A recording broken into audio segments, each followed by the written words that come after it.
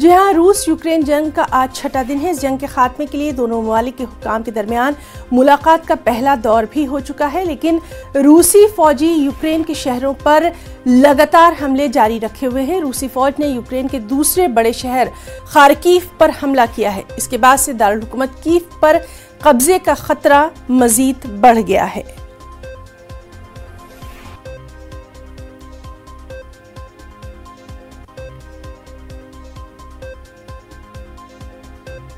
Ukraine की वजारत दिफा ने पीर के रोज शुमाल मशरक़ी यूक्रेन के कस्बे उख्तिरका पर रूसी गोलाबारी के बाद का फुटेज शेयर किया है। इस फुटेज में एक तबाहशुदा इमारत और मलबा दिखाया गया है, जिसमें इमदादी कारकुन मलबे के नीचे से एक मुर्दा शख्स की लाश को निकाल रहे हैं।